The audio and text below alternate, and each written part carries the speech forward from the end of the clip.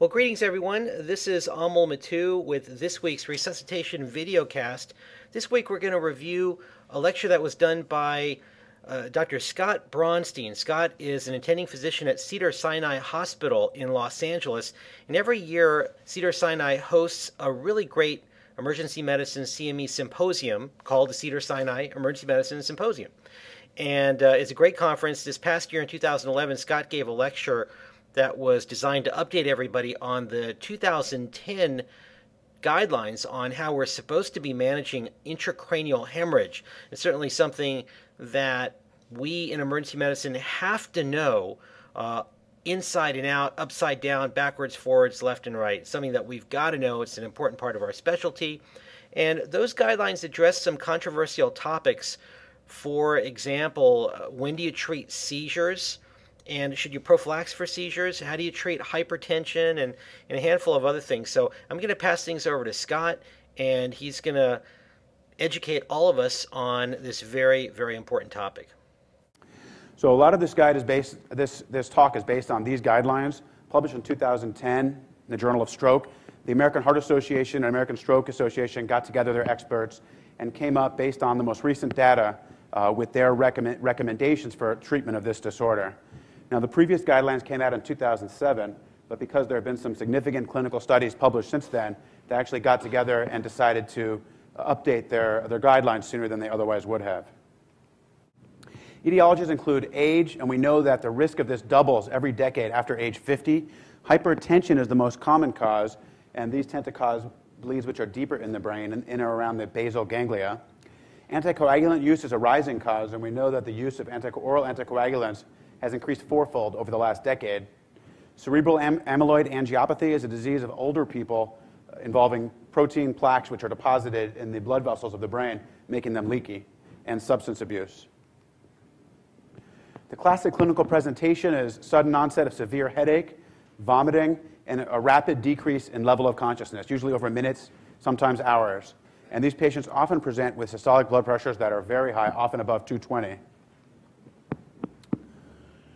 Now, 2/3 of these occur in the area deep in the brain, in or around the basal ganglia, namely the caudate, putamen, and the thalamus. This is a little bit hard to read. These usually come from leakage of tributaries from the middle cerebral artery, which penetrates that area there. About 30% occur in the frontal lobe, and a small amount occur in the brainstem, actually not in the frontal lobe, but our lobar, and about a smaller percentage occur in the brainstem and cerebellum. The strongest predictors that we have from observational studies of a poor prognosis include low GCS, less than or equal to 8, larger hematoma volumes, especially above 60 mLs, the presence of intraventricular blood, older age, especially above age 80, and brainstem bleeds.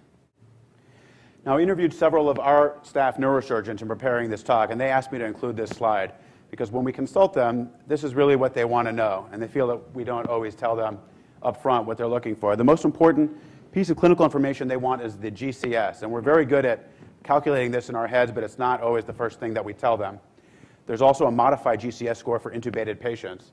They also want to know what the pupils look like. Are they symmetric and reactive, and preferably before we paralyze and intubate them if that's clinically possible.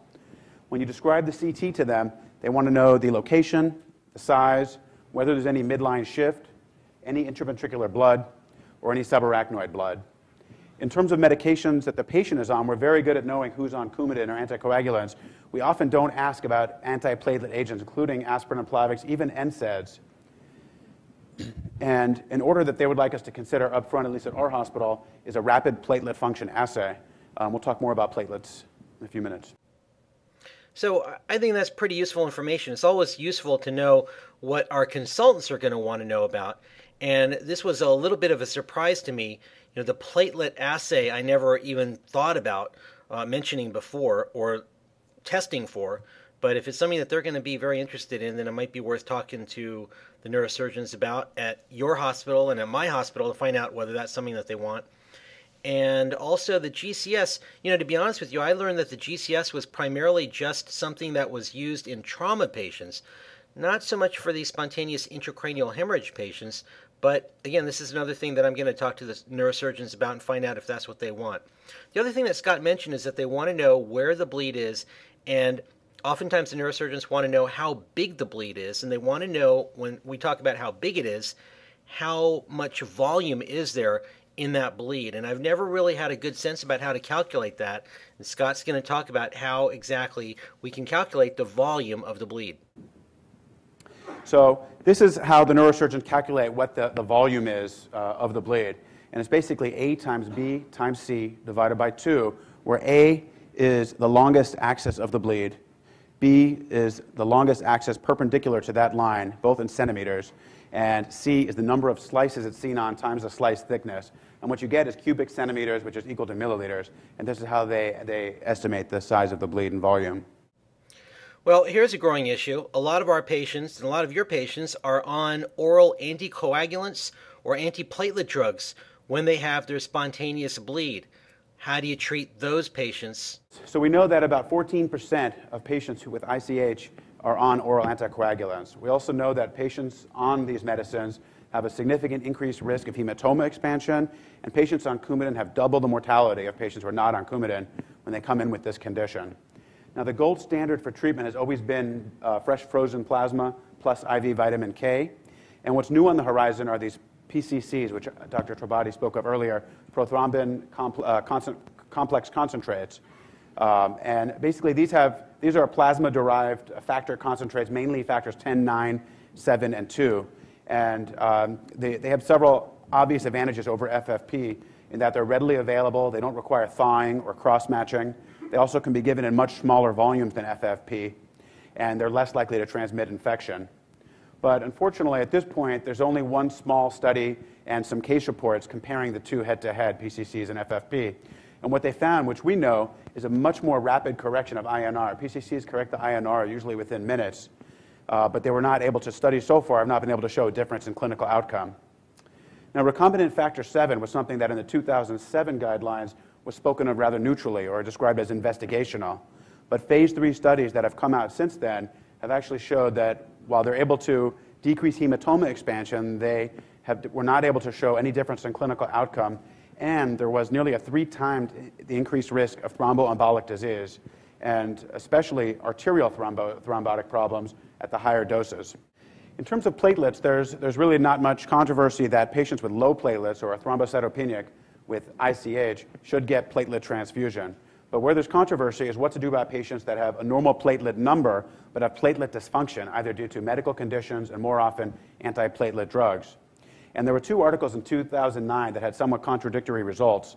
Sansing looked at 282 patients, 70 of which were on antiplatelet agents, and he did not find any difference in hemorrhage volume, expansion, or clinical outcome at 90 days. NIDEC took 68 patients and actually measured the platelet function assay on all of these patients.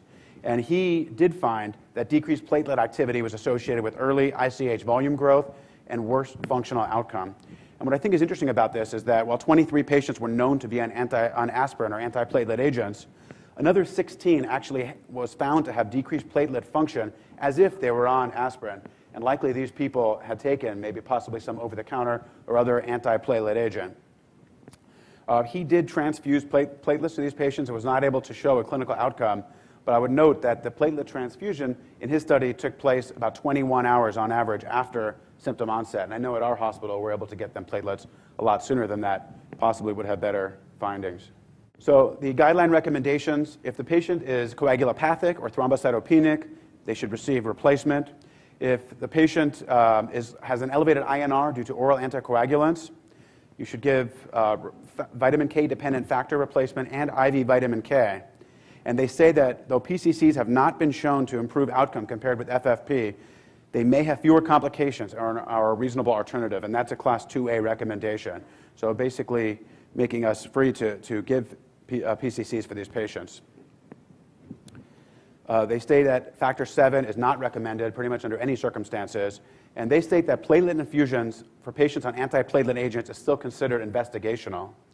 Now, this is different than what most of the neurosurgeons are doing at our hospital. The ones I spoke to feel that physiologically it makes sense that giving platelets that work to these patients would be helpful, and that the studies have not shown any adverse effects. So our neurosurgeons are pretty liberal about transfusing platelets for these patients, even the ones who aren't known to be on agents but have a platelet dysfunction on their platelet function assay. One of the two biggest quandaries in managing these patients is how do you manage severe hypertension? So many of these patients have baseline hypertension to start with, and when they come in, they are even more hypertensive. Do you bring it down abruptly? How much do you bring it down? Do you just let it ride? What do the guidelines say about that, Scott? In terms of blood pressure, we've known for a long time, based on some large studies, including this study from China, including 1,760 patients with ICH, that there's pretty much a linear relationship between presenting systolic blood pressure and risk of death and disability. The study below was a meta-analysis of 3,000 patients. But what we haven't known is it safe to lower these patients' blood pressures acutely, and how much should we lower their blood pressure? This was the 2007 recommendation.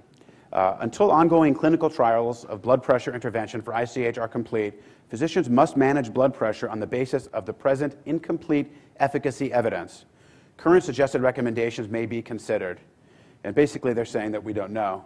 And they list these somewhat confusing recommendations, but they state at the bottom these are Class C, basically based on consensus opinion and without any evidence.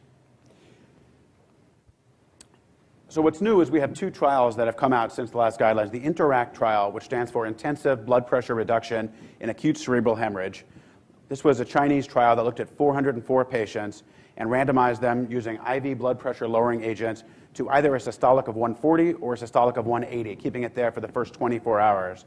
And what they found was a significant decrease in hematoma growth of 13% in the lower blood pressure group compared to 36% at the higher blood pressure group. And importantly, they also found no adverse effects.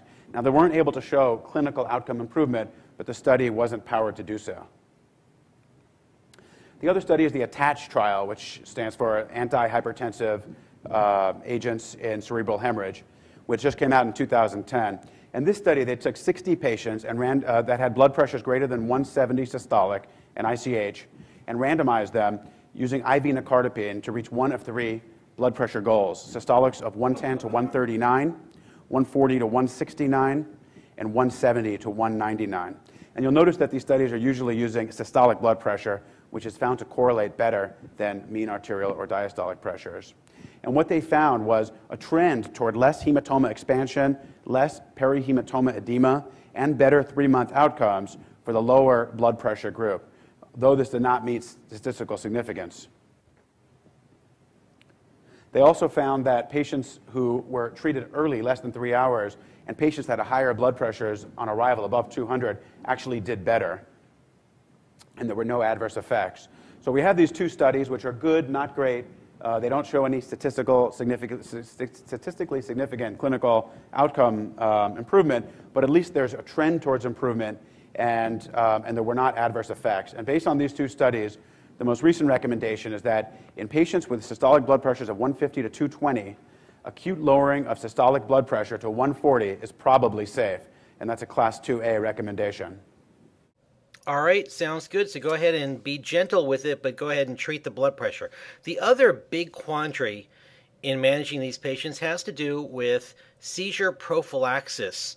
Who are the patients that you need to start on anti-epileptic medications? In terms of seizures, we know that up to 17% of patients will have clinical seizures in the first 2 weeks after ICH. And if you include people monitored with EEGs who have subclinical seizures, the number is up to 30%. We know that seizures in this condition do lead to a worse outcome, and there isn't controversy, again, that patients with seizures, clinical or subclinical, should be treated with anti-epileptic agents. Where the controversy has arisen has been about prophylactic anti-epileptic drugs for these patients who are not yet seizing. And there were two studies which should give us pause about doing this, both from 2009. MESSE looked at 295 patients and noted that if patients received prophylactic anti-epileptic drugs, and these were pretty much all Dilantin or phenytoin, the odds ratio was 7 times of being dead or disabled at 90 days, and this was statistically significant.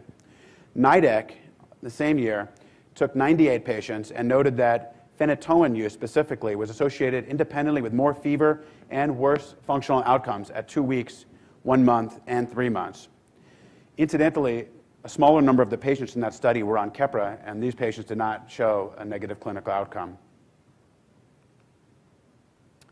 So the guideline recommendations are that patients with clinical seizures or seizures on EEG should receive anti-epileptic drugs, and that's a class 1 recommendation. They also state that patients who have degree of mental status out of proportion to the size of the bleed should receive continuous EEG monitoring, because we know that a lot of these patients could have seizures as a cause.